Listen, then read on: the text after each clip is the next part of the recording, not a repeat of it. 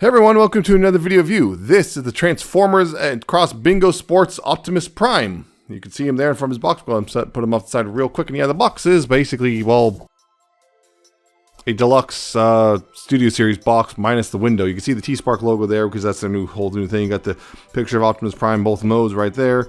You got the Bingo Sports Optimus Prime right there, and you got Autobot symbol, its 40th anniversary logo, Takara Tomy, because this is a Japanese exclusive. Transformers X Bingo Sports up here, you got the same logo there. There's a picture of him and both his modes right there. On the bottom you have some warnings, and on the back you have some product shots and copyrights and phone numbers, and apparently it's ages 15 and up. Not for children, even though it's, yeah. Also, funnily enough, I just want to mention this. Inside here, not only there was the insert that he's strapped to and everything with the twist ties, this is the funny part. That's a display stand without any sort of display. That's how much they barely changed anything. There's just no printing on the cardboard, but that's a display stand. That's just funny to me. Yeah, that's the box. But yeah, it also comes with instructions, which, yeah, it's a pretty typical deluxe Transformer instruction, so there you go. So, the Bingo Sports Optimus Prime. So yeah, it's based on a real-world race car. You know, that was, you know, Corvette, racing Corvette. Based on the real-world thing, and yeah, getting close here, you can see, he's very gray. There's a lot of gray here, which is not exactly a pleasant-looking gray, particularly in this kind of lighting. And I've noticed this. In like this harsh white lighting that I have for the studio setup, this gray looks really bad. In kind of a warmer, more yellow lighting that all households will have, it doesn't look so bad. It still doesn't look great, but it doesn't look so bad. But I wish this was like, this gray was a couple shades darker. Just a few shades darker, and this gray would have been, I think, all right. But, you know, there is some nice painted detail. The head looks a little weird, though, because just the blue painted on there. You got the flame detail there, and some gold-ish coloring right there. You got some silver down here at the thighs. You got the big old, well, cape made of pretty much the entire alt node back there. Again, more flame stuff, you know, got the silver and red down here on the feet and everything, blue, the tires right there.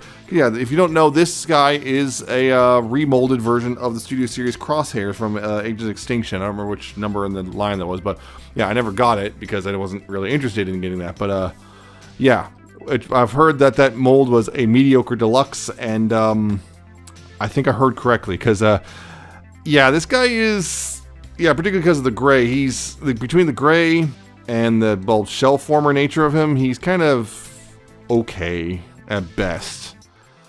And yeah, the grays are really the sore spot. And yeah, in this lighting, again, I'm pretty sure on camera it's going to look real bad. Again, in more natural lighting, it looks a lot better, but, well, a bit better, but still not ideal. So yeah, you got, and again, of course, you see just almost the entire alt node is on the back. The only thing that's not on the back is here on the sides. These little side skirt things from leftover vestiges of crosshairs. But yeah, articulation-wise, his head is on a ball joint, but it couldn't go that far because the head starts banging into the collars. Someone, I think, snipped some collar bits right here to give him a little bit more. You also got a little bit forward and back and a little bit of waggle there. Shoulders, full 360, although it's kind of a weird angle because of how it works. You do have outward, only that far though, because of again, sculpting. You can kind of get a little more outward, but you have to angle it past the shoulder pauldron thing, shoulder bits. You do have a bicep swivel, although mine's really tight. You do have an elbow joint, which is about 90 degrees. There is nothing at the hand other than the transformation joint. The waist, there is no waist swivel, I don't think. Yeah, is there? I don't think so. No, there's not. It's just this hinge for transformation, so there's no waist swivel there. Ball jointed hips, though, which can kick pretty high. That's kind of nice. You got backwards is very much impeded by the backpack. Outward, you do have some degree of outward, but again, it's impeded by just what's there. You have to move that forward, and then you got that right there. Yeah, speaking of, this is on a hinge right here and up and down, so you can alter the look. You can make them look more like crosshairs and do that, as it looks a little goofy, though. Looks a little goofy, but you can do it. But yeah, those they really want you to leave them out here because, well, it's not crosshairs. Thigh swivel, there is one right there. A knee, it's double jointed thanks to part transformation, so you do have a double jointed knee, although it's also easy to make it look kind of weird. And also this big hollow space right there. Feet, you do have tilt, because on the ball joint you have a tilt, so you got that much. You got rotation, you got forward and back. And there's also a hinge there. So you actually got quite a bit of foot articulation, but he's kind of, again, limited in weird ways. And again, this backpack is just really just trying my patience in some ways. So, yeah, articulation is a mixed bag, to say the least. Lots of limitations. I think some of them are limitations because of the remolding into Optimus.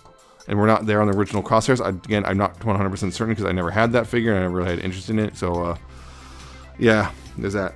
He does come with a couple accessories, namely, hey, look, it's Crosshairs SMGs. You know, 2 of them right there. He can hold those, no problem. They're just, 5mm pegs and ports, so you can hold both of those if you want.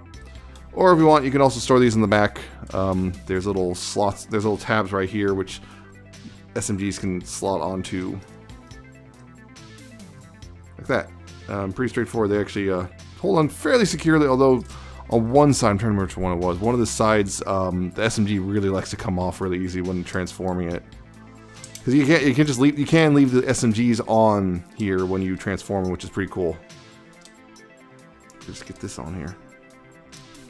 There we go. Yeah, you can leave the SMGs on the backpack and, all the way through transformation if you want. He also comes with an extra gun, which is this weird gray, almost looks like a hairdryer. And, just to believe, is it? No, this is not Blast Effect compatible. I thought for a second maybe, but nope, it is not. That stinks. And also, yeah, the spoiler for the alt mode can, there's a little notch there on the gun, if you can see that. This can go into the notch right there, and now he's got a weird spoiler gun. Bingo Sports with mine has a little paint chip right there, unfortunately, too. And this goes in the hand. It's not the greatest connection because it's a very shallow, you got this tab at the end of a very kind of shallow peg, so it holds, but not super well. But he's got that extra gun there, I guess. So yeah, that's the robot mode as a whole. It's just simply a mixed bag of stuff. Particularly, again, the grays and the weird, somewhat limited articulation are the big flaws, and for me, also just the big cape of just alt mode. So there's that, and I guess real quick comparison, because yeah, this was the one and only thing I can think of to compare him to, which is, hey, look, the old Last Night Optimus Voyager guy. Just to give you an idea here, just, yeah. Yeah, because you remember this guy, man, how long ago did I review this guy? I was like, was it 2017? Wow, it was like 2017. Dang, yeah, it's been a while. Yep, that's just the only comparison I can think of, because I don't have Crosshairs, and I can't think of any other figures that would really work to compare this guy with. Well, I guess I can just compare him to a standard deluxe. You'll see the review of this guy pretty soon, so hey, why not? Here's the G2 breakdown. Just to give you an idea there. So yeah, that's pretty much the robot mode. A mixed bag, kind of teetering closer to disappointment, but transformation, it's all right. Transformation here real quick. So yeah, get this gun out of his hand and pull that off this gun. We'll put those off the side for now. Take the hands here and fold those into the forearms like that and like that. Just kind of get those out of the way for now. Now down here at the feet, what you want to do is take the foot here, rotate it inward, and then bring it up on that hinge. And this is going to just kind of slot in right there. Same thing here, rotate it inward, and then bring it up on that hinge. Just kind of just slot in. Those will just kind of come together like that. And then back here, what you want to do is get the backpack up and out of the way. And then you're going to want to start, well, backpack here, you want to take these, hinge those out, bring these out, and hinge them a bit. Kind of hinged out like that. And then this thing, you want to fully extend this, so take this and bring this out like this, bring this out like there. And then right here, you're going to want to go ahead and take these arms and bring those back a little bit, get them out of the way. And then this is kind of on a weird ball joint, it likes to pop itself off sometimes, so be mindful of that.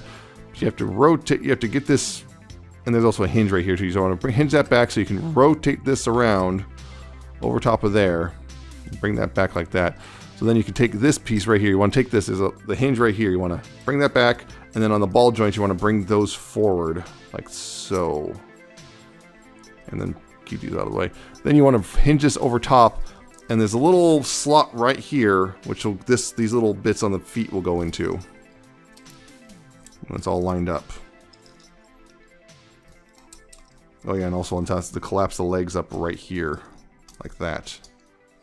And then go ahead and just slot that in right there. Then these bits right here, we want to kind of go ahead and bring those out a little bit so they can then come up right here. Yeah, they'll come up right here and then they'll come back down. This one likes to catch sometimes. Yeah, that one, like this one on this side, likes to really catch really easily. I don't know why. Of course, it's fighting me the most while the camera's rolling. Yeah, bring it up. There we go. Yep, there we go. Bring it up and over. That's what the problem was. This wasn't quite. These hinges weren't quite lined up properly. But yeah, bring those up and yeah, they'll again just bring them, have them fold out, bring them up and over and down, and that will just kind of click into place right there. Yeah, bring these arms. Make sure these are all the way back like this, and this. Bring them back like so. Bring these down to the side, and there's a bunch of tabs along the side of these, you know, tabs and slots along the sides of these will go into, like so, like that, and like this, all that right there. There's the tail piece right here. I want to bring that out of the way, so then right here, you can see these all lined up. There's little tabs on the forearms, which go little slots up in here, like so. And like so, I'll slot in right there, and then bring this down. This will tab in.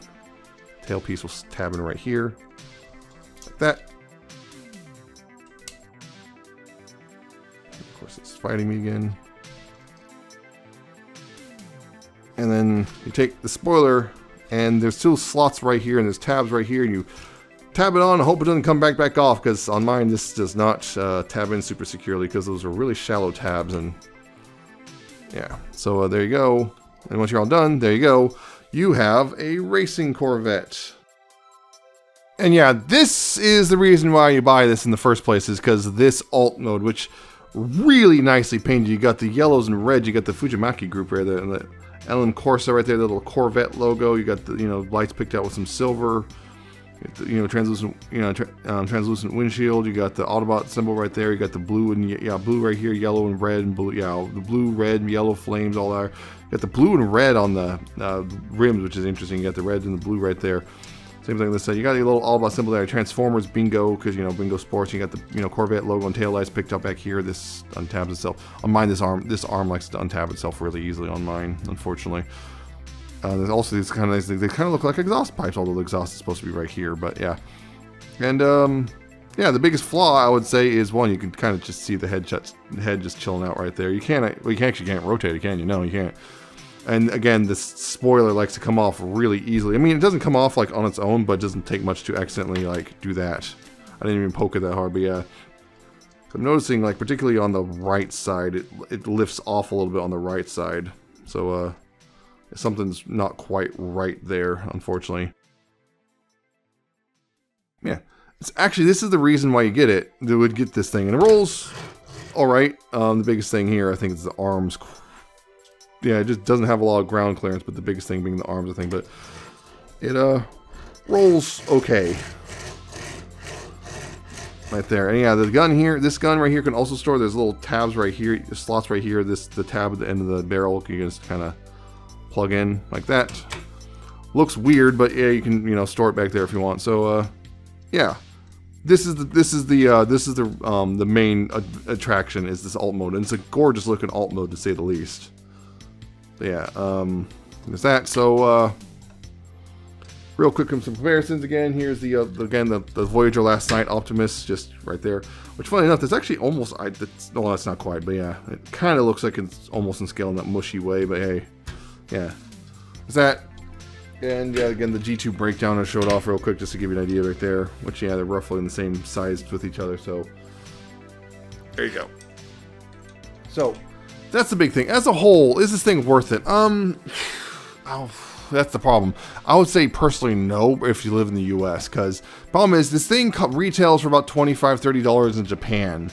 Problem is you're adding the import, you know, the fee of shipping it over to the US or wherever, and for in the US that brings the price up to problem $50–60, which for a deluxe, for a mediocre deluxe with admittedly nice alt mode paint job, it's really not worth it, particularly with that really kind of just not so great shade of gray in the robot mode. Honestly, it's just, he's got enough problems piling up between that, the spoiler on mine, the spoiler doesn't tab in really well, and apparently other people have had the same issue, the gray on the robot mode, just, the fact that he's a shell former and again mediocre deluxe and everything, he's really not worth $50-$60. If you are if you happen to live in Japan and or whatever, or are shipping it with a whole bunch of other stuff that mitigates the shipping costs, then maybe. So if you can get it for like that sort of price of $25-$30, then yeah, maybe it might be kind of worth it. But at $50-$60, that's absolutely not worth it. I would actually recommend just skipping by it. Because yeah, a pretty paint job in the alt mode really does not make up for its faults and high price. So yeah, that's it really. Unfortunately, this one thing's just not particularly great, and it really does not justify itself. So that's it for this review. I hope you found it informative and entertaining. I hope you like, comment, and subscribe. Check out my social media down in the description at the end of the video. Check out my Ko-fi and my Patreon, and I shall see you next time with another video review.